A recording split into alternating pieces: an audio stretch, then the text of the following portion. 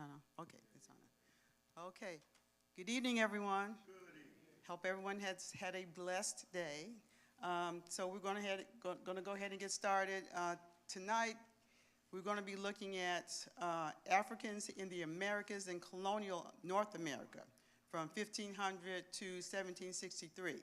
So now, as you know, we first started talking about Africa. We went all the way, the first session was talking about Africa, what it was like in Africa and how Africans came to be, I guess, taken from their homeland in Africa and then brought over to the Americas. The second session, we talked about how that happened through the Middle Passage. They were taken, put on ships, and through the transatlantic slave trade, taken from their countries in Africa, in West Africa mostly, and then brought over to the Americas, which means North America, South America, and the Caribbean. So the first thing we want to do, if you can put up the first slide, please, is we're going to look at Africans in the Caribbean first, just briefly, just a brief touch on that. Because most people think that Africans did not land in the Americas until the 1600s. However, that's not true. In 1502, Africans had been dropped off in Hispaniola, which is, as some people may know, that is the island that is now Haiti in the Dominican Republic. And then in 1504, which was the year after Columbus returned from his final voyage to the Americas, groups of Africans began arriving in the Americas as well. So there was a presence here of Africans way before the 1600s, which we're going to really kind of focus on a little bit later. Therefore, not all of the first explorers and conquerors of the New World or the new Americas were, of New Spain were European and the New Americas. Many were Africans or black conquistadors, okay? They were called to assist the Spanish and the Portuguese conquistadors or explorers like Ponce de Leon and Herman Cortez. These were free Africans, but some of them were free, but most of them were enslaved. Now, a quick fact is that by 1867, which is, at that point slavery ended, right? Slavery was over. According to the Transatlantic Slave Trade database, there were 12.5 million Africans that had been sold into slavery in the New World. Okay, now, of that 11 million who survived the Middle Passage, which means roughly 1.5 million did not survive, as we talked about in the last class, only 388,000 were shipped directly to what became the United States. Now, we think, there was a lot more that came here, but also they came as a result of planters coming from the Caribbean, from South America, and also from other European countries as well. But only 388,000 were shipped directly to the United States. So that's a little, fact that I found interesting. Now, if you go to the next slide, please. In August of 1619, which was, please note, a year before the Mayflower landed at Plymouth Rock, or the Plymouth Harbor in Massachusetts, there was a Dutch warship called the White Lion, okay? It landed in Port Comfort, Virginia, which is at the mouth of the James River. It contained 32 Africans, 15 men, and 17 women who were forcibly brought to the United States and from Angola, okay? Now, and I know you've heard of the 1619 Project. That's been a big thing. This was, even though it is not true that they were the first Africans to arrive in the Americas, though. That's widely thought of as being, the first Africans to arrive, but that was not the case. First enslaved Africans to arrive in the United States, or colonial America. But that's not true. In 1565, the Spanish brought enslaved Africans to the present-day St. Augustine, Florida, which was the first European settlement in what is now the continental United States. As you may know in your history class, St. Augustine is considered the oldest city in the United States. Yeah. Also, in 1526, Spanish took enslaved Africans to a settlement in present-day Carolinas, but the slaves rebelled and the settlement failed. St. Augustine is still going. So going back to, there's a picture here of Point Comfort. My son, Justin, lives in Newport News, Virginia, so I was able to actually go there and see the the place where they came aboard, came up on land there. It's nothing big. It's just, it's just a little spot. That's the market that's there. There's no big building or anything, but it's just interesting to be there and get the sense of this is where, these people were forcibly taken and brought to the United States at Port Comfort, Virginia. It's right at the mouth of the James River. So the Angolans became servants to the Jamestown officials and to favorite planters. However, since the British did not have a law for slavery, unlike the Portuguese and the Spanish, the British considered the Africans to be unfree but not slaves. The Angolans had converted to Christianity because the Portuguese, in according to the English custom and morality in 1619, Christians could not be enslaved. So what they were considered were indentured servants. Okay. Now the difference between indentured servitude and slavery is that with indentured servitude, you could work your way to freedom. In other words, it was for a definite point in time that you were considered in servitude. Like, for example, 5 to 7 years. Because the Christians, because of the morality in English custom, Christians could not be enslaved, and the Africans could then work off their purchase price because they were Christians. The Christian Africans were given English or Spanish names such as Pedro, Anthony, Isabella, and Angelo. And in 1623, Anthony and Isabella, who were on the ship, the White Lion, were married, and the next year they had a son named William, who was considered the first documented black person born in English America. Okay, now we're going to put a pin in that in Anthony and Isabella because there's more to that story a little bit later. So they were on the White Lion, came over from Angola, and they married, had a son named William. All right. Now, because of the colonies, not many Africans were, coming into the colonial Americas at that time. There's what was called white indentured servitude. In other words, there were people from Britain that came over and worked the agricultural land because there were not enough other laborers. There were some Native Americans that were here that were working, but not very many, but there was what was called white indentured servants. And then from when the Africans started to come over, during a period from like the 1620s to about the 1670s, black and white people worked together in the tobacco fields. They lived together, slept together as unfree indentured servants. Unfree indentured servants. For example, white indentured servants came as adults who sold their freedom for 2 to 7 years in return for the cost of the voyage to North America. However, when the Africans first arrived in Maryland and Virginia, they entered into similar contracts to work for their masters until the proceeds of their labor paid for the cost of their freedom. However, most of the Africans died either from overwork or disease. But please note that the white indentured servants had a time limit. They worked for 5 to 7 years, but as you can see later on, that was not the case with the black indentured servants. It became, just outright slavery or chattel slavery, which we'll talk about a little bit later too, where they could not work off their freedom, but at this point in time, they could. Okay, thank you. The next slide. So this is Anthony Johnson. Now, Anthony Johnson was actually Antony of Anthony and Isabella. Anthony was an indentured servant. Once he became, in 1635, he arrived, he was able to free his entire family, okay? And then he changed his name to Anthony Johnson. Anthony Johnson was a tobacco planter. He owned and bought a 250-acre tobacco farm, where he also had white indentured servants on his farm, and also he owned a slave, African enslaved person named John Casor. So even throughout slavery, there were some free blacks, especially in the Louisiana area, that owned slaves, okay, or owned enslaved people. So it wasn't just whites that owned slaves, but some blacks also owned slaves as well. But the interesting thing is that when Anthony Johnson died, the court ruled that because he was a Negro, okay, he was considered an alien, and that allowed the colony of Virginia to seize his family and his land.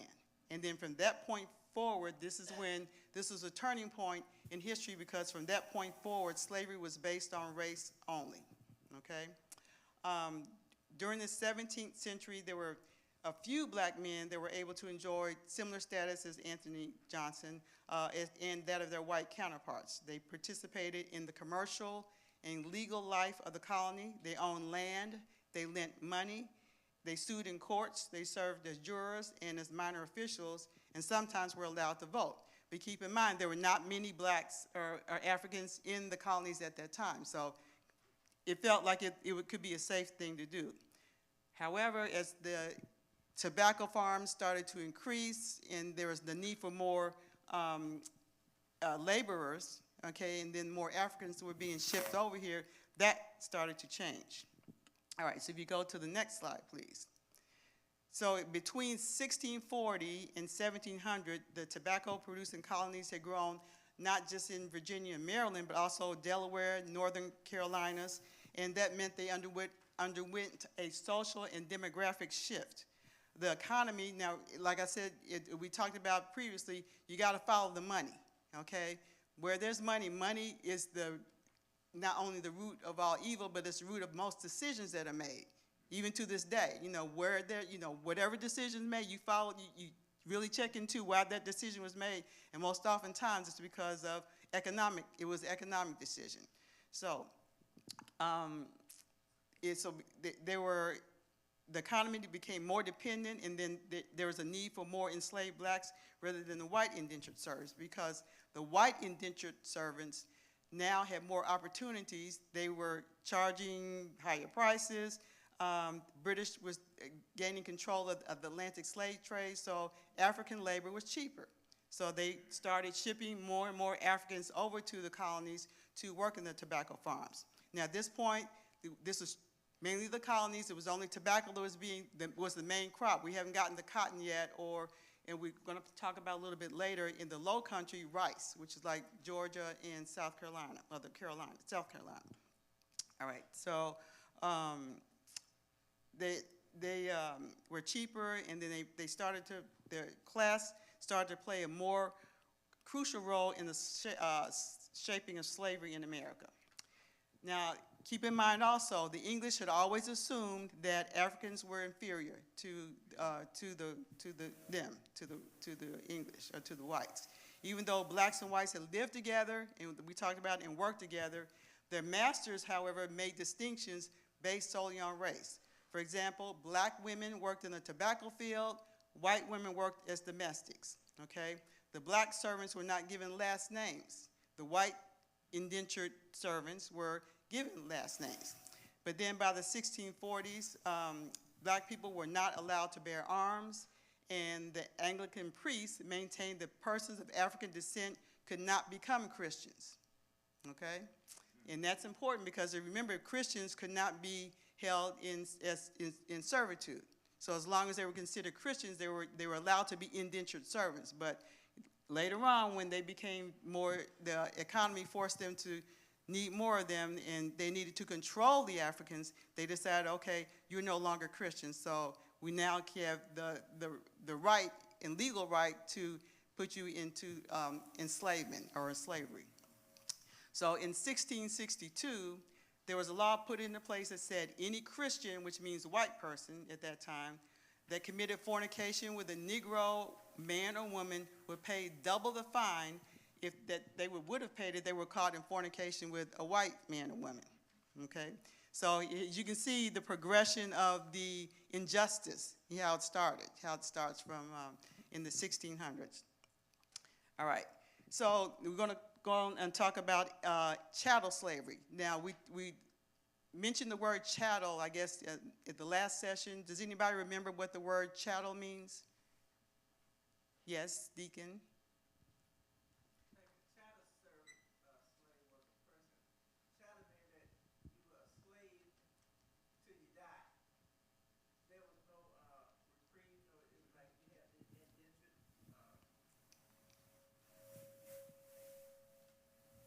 chattel servant was a servant that could not be free. The only freedom he or she would get was when they die. Okay, that's partially correct, but does anybody remember what the word chattel actually means aside from slavery? It means property, Okay, right? yeah. Okay, so chattel slavery means just like we own this building, okay, or the church owned this building. So as chattel slaveries, then the slaves were now being owned they were considered property. They weren't considered, people anymore. They were considered property, just like a building, just like your car or, some land or your house. It was considered, the slaves, the enslaved or Africans were considered as property. So it's during the 1660s is when, 1660s, yes, when chattel slavery began to emerge in legal documents in the colonial statute books. Bills of sale, in other words, when the slaves were being sold, the bill of sale began to stipulate that the children of black female servants would be servants for life. Okay, this was something new. Okay, in other words, if you had a child and you were enslaved, that means your child was also going to be enslaved. Okay, a ruling of major consequence happened though in 1662. The House of Burgesses, this is now the Virginia Colonial Legislature, even though it sounds like it's a British thing because the British had just come over not too long ago. So it was the House of Burgesses decreed that a child's condition, whether free or unfree, followed that of the mother. This change permitted masters to rape their black female servants without having to acknowledge that the children that came about as a result of their contact.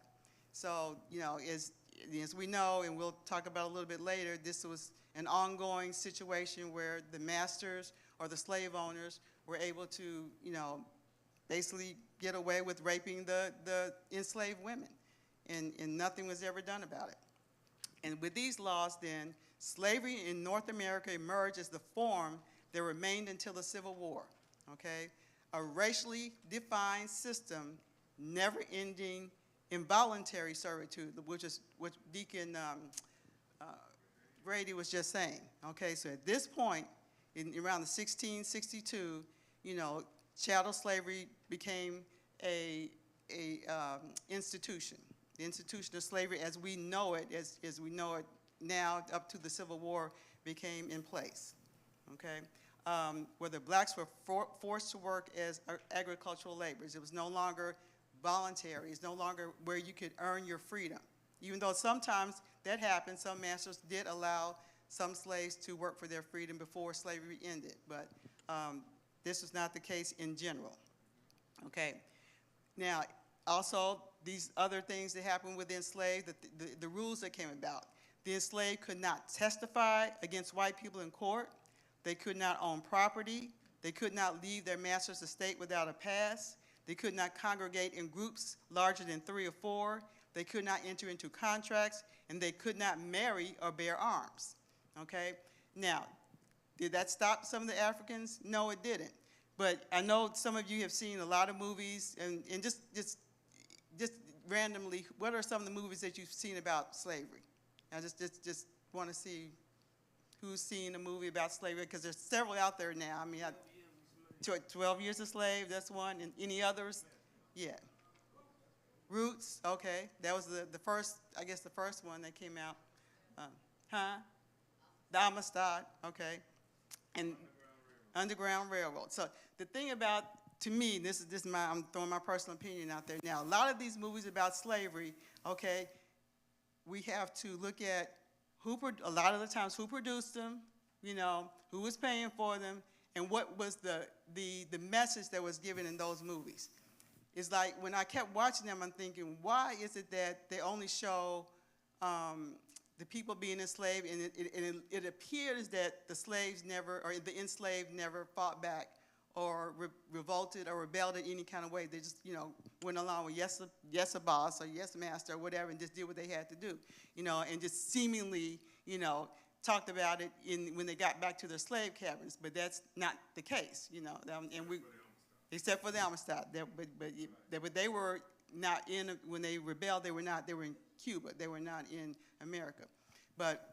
And just to put a pin in that, so what I'm focusing on tonight, but the next session I'm going to be focusing on all the rebellions that took place, because a lot of the rebellions we never knew about, but there are several rebellions that happened all over the United States. Now, some were successful, some were not, but it just warmed my heart to know that we fought back in a lot of instances. Sometimes it worked, sometimes it didn't. And a lot of the times you see in those movies about slavery, being whipped mercilessly, being beaten, and even children being beaten, and women being raped and put into, prisons in the ground, and just treated just terribly, So, but just know that we're going to focus on rebellions the next time. But these were new laws that were coming about. And like I said earlier, professions of Christianity was no longer protected a black person from enslavement, nor was it cause for conversion or being set free. Also, in 1669, the House of Burgesses, which we call the Virginia legislature, colonial legislature, exempted from felony charges masters who killed slaves while administering punishment. Okay, so now it was no longer against the law. If a master killed an enslaved person, they were no longer charged with a felony. So injustice was rampant, becoming rampant. All right, so next, let's go on to the next slide about plantation slavery. Any questions or comments or before we go on? I know this is just a lot of information, trying to get through it, trying to help us understand what life was like in general, and because we only have a limited amount of time, we can't really do a deep dive into it, but there's so much more information out there about what happened. And there's, movies, I guess the one movie or a television show really that I think was really accurately portrayed what happened in slavery in the United States was Underground. It's not Underground Railroad, it's called Underground. It's a series. In that instance, in every situation, the enslaved were scheming and thinking of ways to get out of their situation, to run away, to be free. It was a constant challenge to do that. So that to me was a very accurate depiction of what was happening on the plantations. There's a movie, Alice. I don't know if anybody saw Alice. Alice?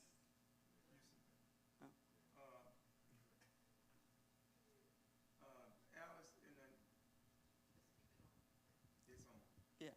So, in the process, Alice, and this what happened with this is that her whole family were enslaved in Georgia even up until the 70s.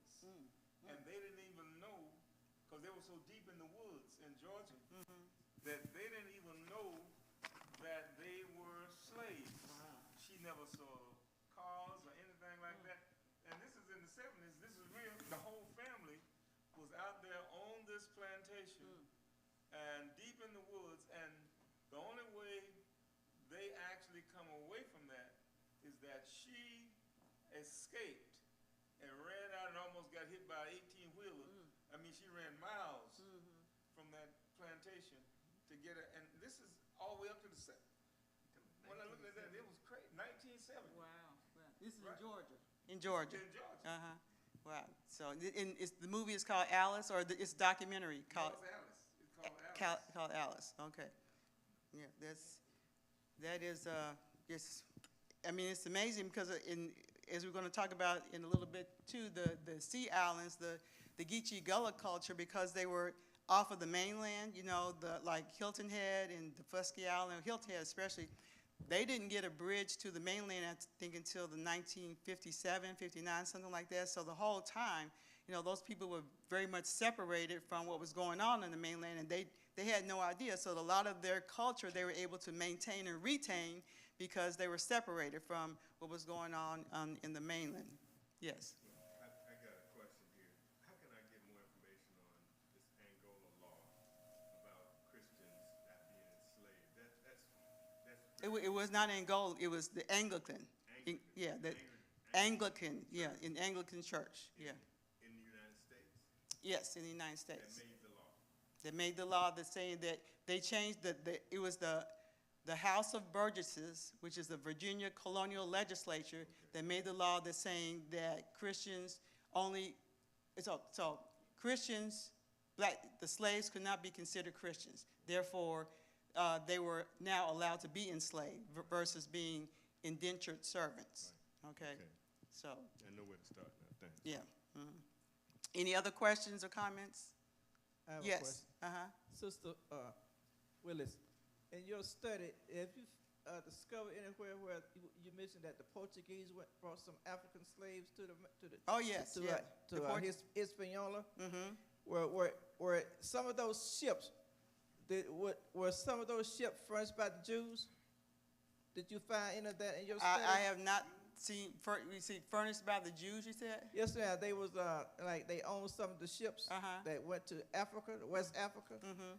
Brought some slaves back to, like I said, Angola and some of Right. the South America, those islands, before they brought a lot of our folks over here to the United Right, States. yeah, the Portuguese were like the first to bring slaves, enslaved Africans over in the boats, but they did not come to the Americas first. You know? Yes, ma'am. But my question was, if you, in your study, have you discovered anywhere where some of the Jews own or financed some of those ships? I have never, in all the time I've studied, ever seen or heard of that, anything like, none of my professors have mentioned that, but I'll check it out. I mean, but new information is being unfolding, you know, all the time. So have you read anything about that, or are you just asking?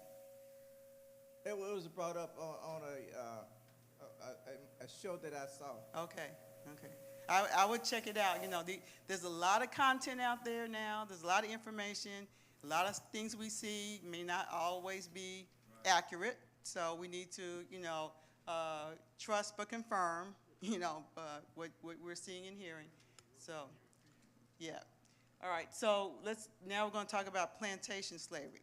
So during the 18th century, planters divided. Now, this is where it starts to get really real. The planters divided their enslaved to avoid potentially rebellious Africans. So they were beginning to get more Africans into the United States, or no, not then, it wasn't the United States, into the Americas, and they realized that they needed to start to control them.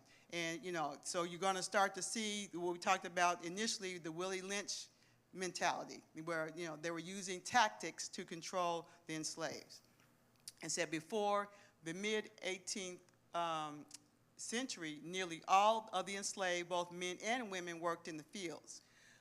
They usually worked from sun up to sundown with short breaks for food and rest, and they had Sundays off. Now, the interesting thing is that, I don't know if any of you been to New Orleans, there's a place called Congo Square. Has anybody ever heard of Congo or been to Congo Square in New Orleans?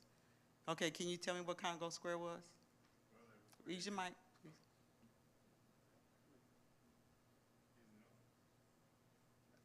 Hello? Okay.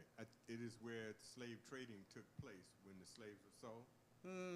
Not there. There's places in New Orleans that are still were slave trading places or slave auctioning places, Okay, but Congo Square was not it. There's a place called the Circle Market. It's a grocery store in New Orleans, which was a former slave where slaves and the enslaved were bought and sold. But Congo Square, anybody know about Congo Square? Exactly. That's where they met, where the enslaved were allowed to, because they had Sundays off. In New Orleans, they met in Congo Square, and that's where they danced and sang, and they, you know, just kind of celebrated. So, and it's still there. You can go to Congo Square now, and it's, you know, it's a tribute to, in the Congo Square is in Armstrong Park, which is named after Louis Armstrong. But that's where the enslaved were, you know, came on Sundays to gather together, you know, beat drums and dance, and every year they have a special, I guess, event to celebrate, you know, or not celebrate, to recognize those enslaved that were there in New Orleans. Okay, so in the beginning, African men regarded field work as women's work and tried to avoid it. Now, can anybody tell me why that is?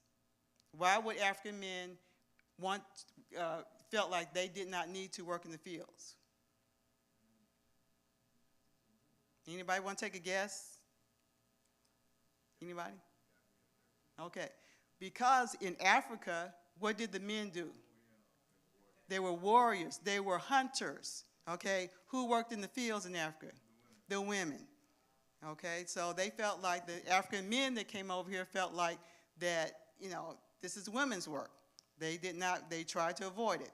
But then, if possible, obviously that didn't work because the masters made them work in the fields.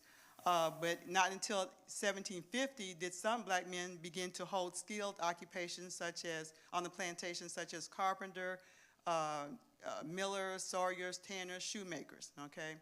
And notice, you know, those names, those occupations, you know, sometimes became their last name, their surnames. The influence of the West Indian plantation system was stronger in the Carolinas and Georgias, which we said was called the Low Country, than in the Chesapeake area. So they had, really, you had two kind of different types of enslavement. You know, in the Chesapeake area, the northern colonies, it was a little bit different. They mainly raised tobacco in Maryland and Virginia, whereas in Georgia and Carolina, they raised rice and not tobacco. Rice was the main crop because it was so much water. They called it low country because it's, you know, a lot of water in that area. Yeah, okay. Now, over 40% of the enslaved who came to North America came through South Carolina through Sullivan Island. And there's the picture right up there on the left-hand, on the left-hand side is the picture of Sullivan Island. And what they did, they dropped the enslaved off, you know, just like Sullivan Island is I consider like the Ellis Island of Africans. Okay, Ellis Island, where all the immigrants came and were, you know, dropped off in Ellis Island. They were checked out. They were, you know, before they came over to the mainland, were in the enslaved, the slave ships dropped the enslaved off at Sullivan's Island in South Carolina, and they were there and, you know, cleaned up and, you know, getting ready for sale. You know, we talked about the conditions of the Africans when they came over here. You know, they were sick. They had been on the ship for months at a time. Some of them had dysentery. They were, you know, had not been bathed or really exercised or the right type of food. So this is where they were groomed for sale in Sullivan's Island. Ironically, Sullivan's Island now is a very elite you know, place to live. It's very luxurious. You know, a lot of expensive homes, of course. You know, it's a barrier island. It's off the coast of South Carolina. But South Carolina at that time had more black enslaved people than white citizens.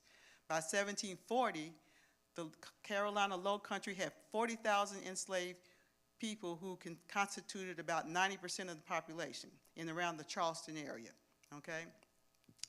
All right, so rice fields made a fortune for the slave owners in the Low Country. About 1/3 of the enslaved died within a year of arriving to America because of snakes and malaria in the rice fields. And then about 2/3 of all children died as well before they turned 16. Now, the first British settlers who arrived in Charleston were mainly immigrants from Barbados and not England. Many slaveholders brought the enslaved with them, so that's how the population continued to grow, because they were bringing the enslaved from Barbados and the Caribbean and South America up into the fields in the Americas. Therefore, in the Low Country, these Africans, I guess, never were indentured servants. That only happened in the Chesapeake area, Maryland and Virginia. All right. The rice fields also were pretty large. The plantations were very large, similar to the sugar plantations in the West Indies.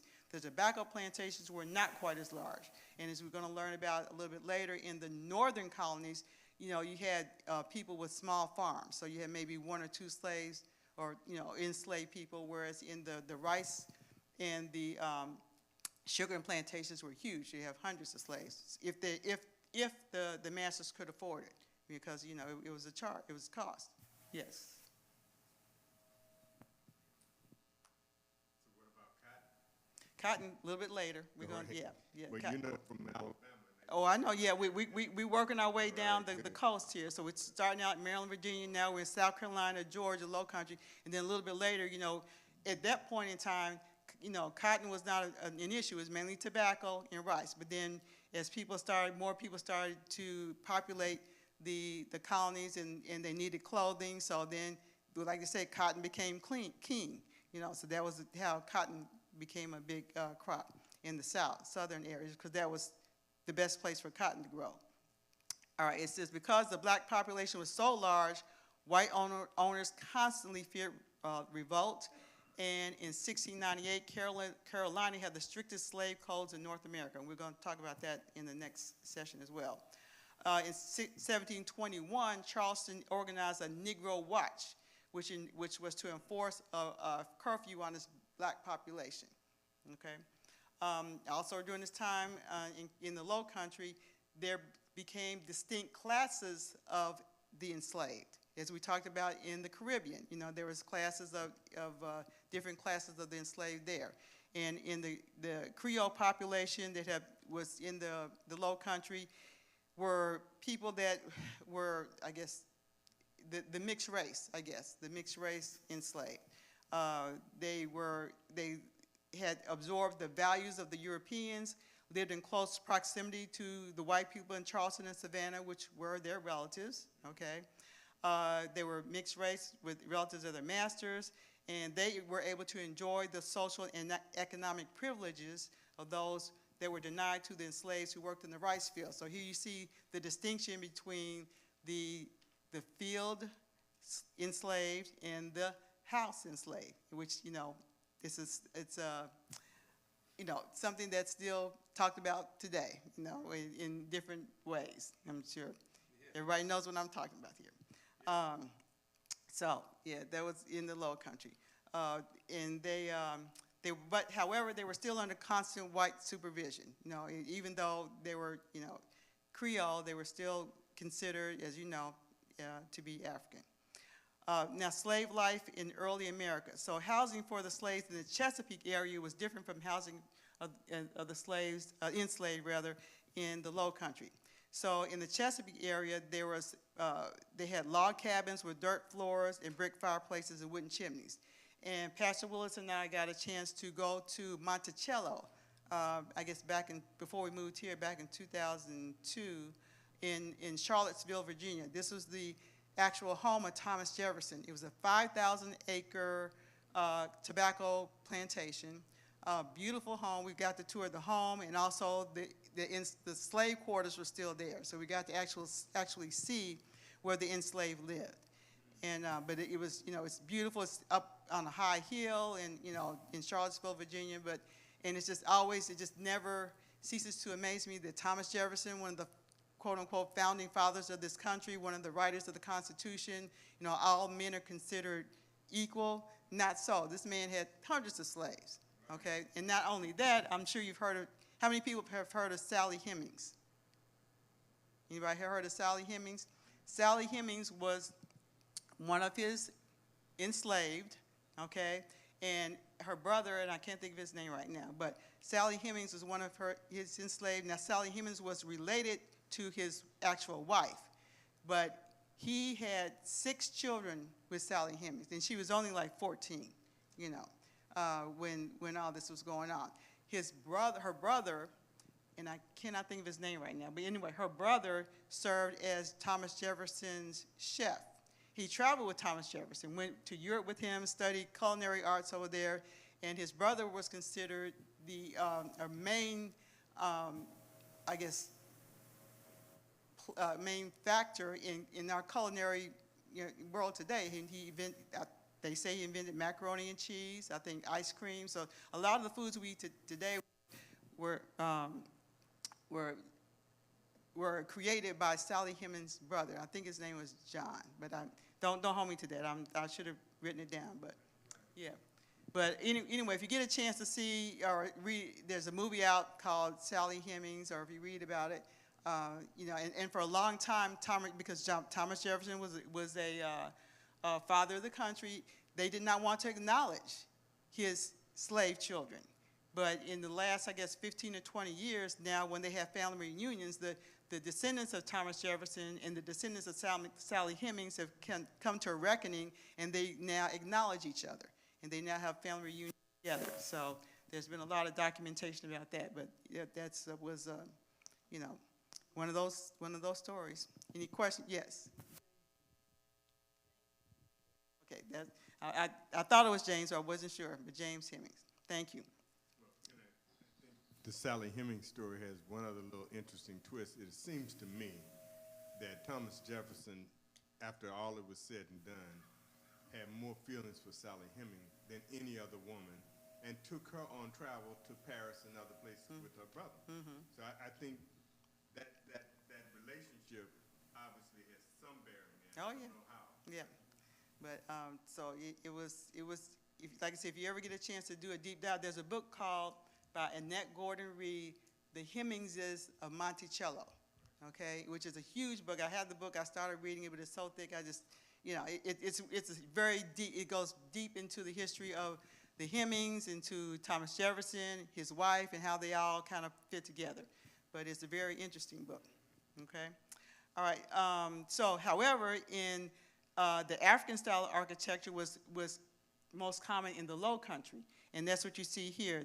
In these states, the enslaved built the walls of their houses with tabby, a thing called tabby, which is a mixture of lime, oyster shells, and sand, and the roofs were thatched. And there's a picture of the tabby houses that are in the Low Country. And if you go to Hilton Head and take the Gullah tour, you'll see you know, some examples of tabby and tabby houses there, because they're still up there. Now, the only furniture, no, gotta keep moving. The only furniture that the enslaved had were wooden boxes they used for storage and for seating. They had planks for bedding. Slave dress was minimal in the summertime. Men wore breechcloths. Women wore skirts and were bare-chested, and children were naked until puberty. So it was, you know, just horrible. As we just discussed earlier, when Africans first arrived in the Chesapeake, they interacted culturally and physically with the white indentured servants and Native Americans, and then this caused there to be miscegenation, which is, in other words, it produced mixed race. In the colonies, though, interracial marriage was banned to keep white bearing from bearing mulatto children. And I'm going to kind of skip through this a little bit. All right. So the extended, let's see, enslaved women used ties to make, so there were some, let me back up, there were some cultural practices that the enslaved brought with them from Africa, and they were able to continue even on the plantations. For example, their family structure, the notions of kinship, there's some religious concepts, and some of their practices, some of the African words, which we're going to talk about in a minute, their modes of expression, musical styles and instruments were, and cooking were brought over from, or used in the Americas, they brought over from in Africa. Enslaved women used to make dyes from tree bark to brighten their clothing. They decorated their clothing with ornaments. They created African-style head wraps, hats, and hairstyles. This allowed African-American women to retain a sense of personal style that was compatible with their West African culture. So, you know, we have fought throughout the ages and through the years to maintain and not be so assimilated into the culture that we were forced into, but, you know, to try to maintain our, and I think we're doing more of that more and more, you know, as we look around. Extended family influenced African-American naming practices. African males were named after close family relatives, and sometimes when they began to use surnames, their surnames were their names of their the original master, which is a West African practice, which links the family name to a certain location. Also, Africans continue to perform what's called the ring shout at funerals, and they decorated graves with shells and potteries. And at this time, I want you to see, this is a really, and if you can, pay close attention, because this is, they're going to be speaking in some dialect, but this is an example. I'm going to show a video of the ring shout, example of the ring shout. So enjoy.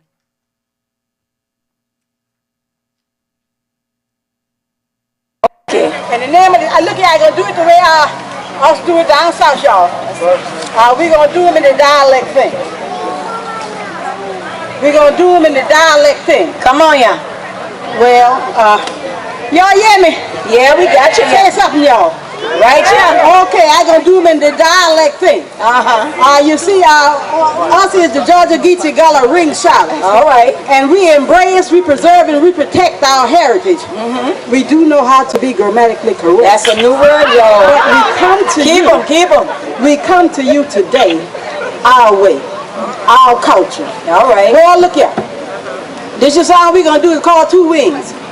You'll find them in the hymn book. But this is the reason we sing the song. And this is the reason we shout to the song Two Wings. Well, I tell you what. Come on. Way back yonder. Come on. There were some folks that went to West Africa. Yeah. They went over yonder to the Igbo tribe. All right. And they cultivated. They got together. Some folks. And they brought them first of all to Savannah. Come on. And then them same folks wound up yonder on St. Simon Island. A place they call Dunbar Sound Come on on. St. Simon Island. Well, I tell you what happened. In translation, we got to Igbos, but it was Igbo. All right. Listen here. They got on this ship, and when they got to this foreign land, St. Simon Island, Dunbar Sound, they got ready to get off of that ship. Come on. And they thought about Mother Africa. Yes. To this day, there's a legend talking about these men and these women. Come on. When they stepped off the ship, they looked at the ship. Come on. They looked at the ocean, Yes. and they thought about Mother Africa. And they thought to themselves, ain't gonna be no slave yet. Come on, yeah.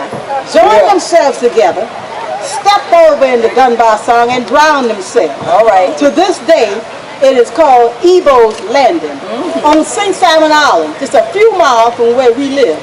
And we sing this song dedicated to those Africans that they call the Flying Africans, Come on. or the Flying Spirits. All right. Fly on, y'all. And Miss Marsha, if you will. Now give me two wings to bear my faith.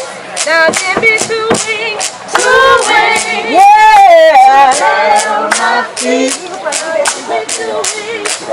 wings to fly away, so the world can be known. Now give me two wings to bear my faith. Now give me two wings Yeah. to bear my feet. Now give me two wings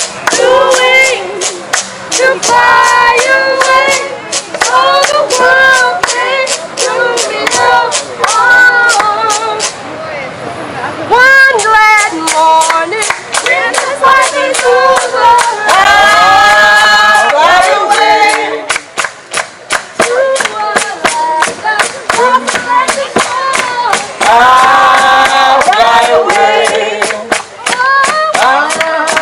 Fly away. Oh, glory. Fly away. When I die, hallelujah, by and by. Fly away.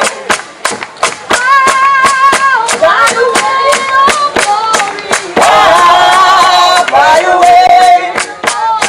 When I die, hallelujah, by and by. Fly away. I'll fly away. Fly away. Fly away. Fly away. One morning won't be long. Look for me. I'll be gone. Going up to heaven. Sing and shout. Nobody. Nobody put me out. Oh, when I die, hallelujah, by and by, fly away. Oh, when I die, hallelujah, by and by, fly away. All right.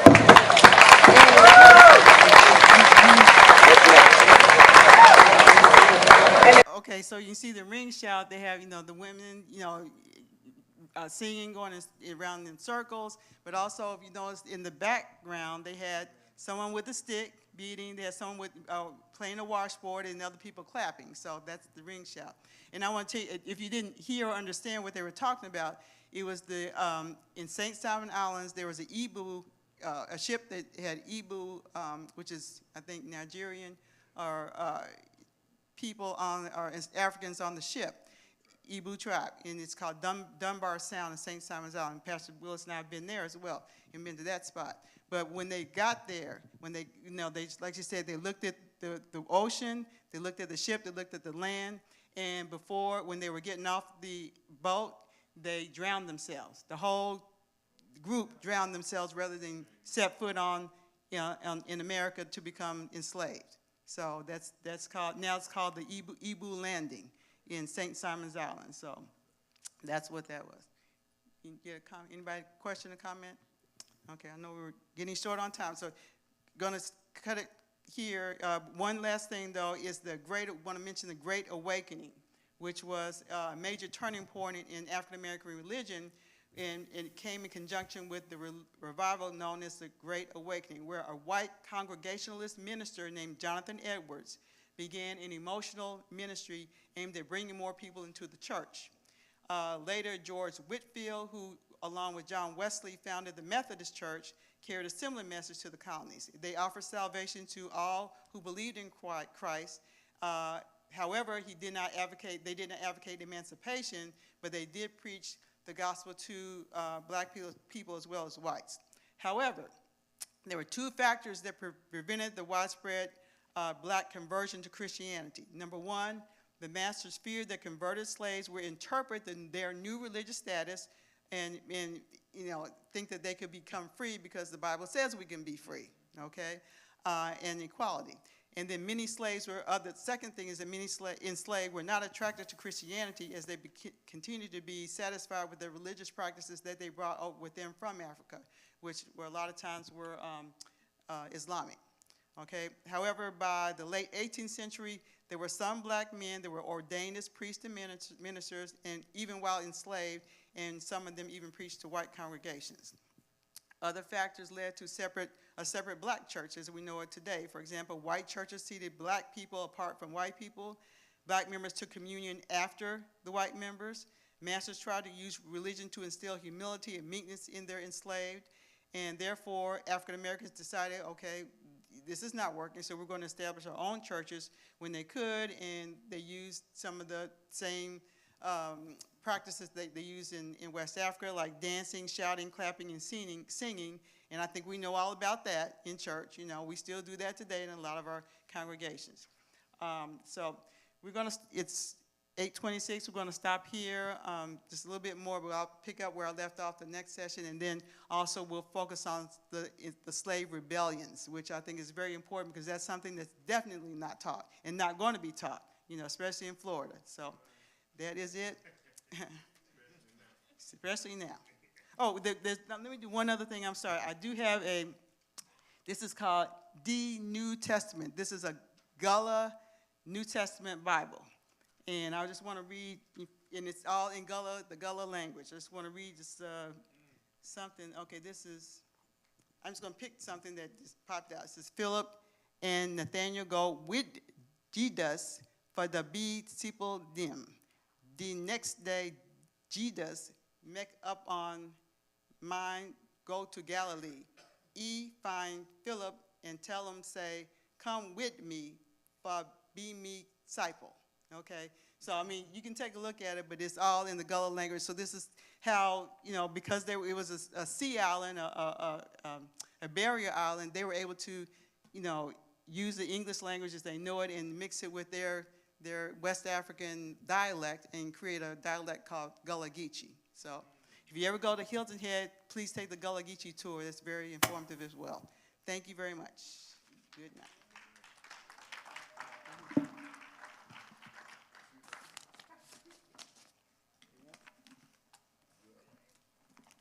Thank you, Sister Willis.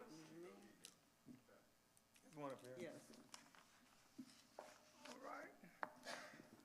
Let's give Sister Willis another hand. I think getting our people more in tune with our history, because history has a lot to do with our future and a lot to do with how we then navigate. And the reason why oftentimes white America does not want us to know our history is because it indicts them. It let us know the cruelty that was inflicted upon us. And all of us basically, regardless of what island we come from, whether we came straight, but if you notice, a lot of things were imposed upon us. We were not we were never really slaves per se. The whole thing is that we were a great people, still are, but the more they actually minimize who we are. I've been to Egypt and I've seen the pyramids. I've seen some of the things that we've done, and you look at it and truly we deny ourselves a whole lot when we avoid our history, and especially our children. Our children need to know, and that's what we need to promote more here, and not just here. I'm sharing with other pastors also. We really need to do what DeSantis is trying to stop us from doing, and that is learning who we are and what they have done. His whole thing is that they don't want their children to feel guilty about their past. But what about our children being afflicted by that past? So again, thanks Sister Willis and her presentation, and we're going to try to get more and more, because I guess what happened even in the last session, we sort of, because it's in between every other week, sort of like we have to make sure that we don't forget to constantly announce it so that everybody would know that it's going on. But we're going to do that. We had the embryo of it, but that's okay.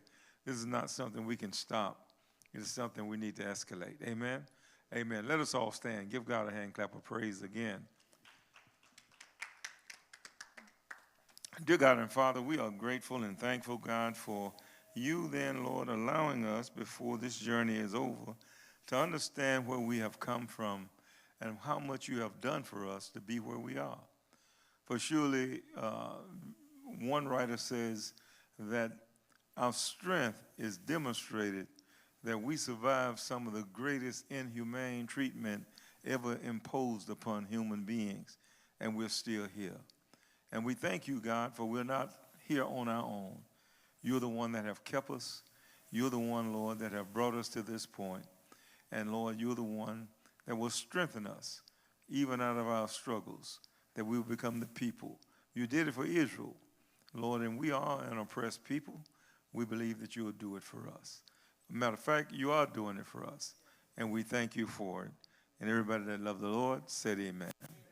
God bless you, sis.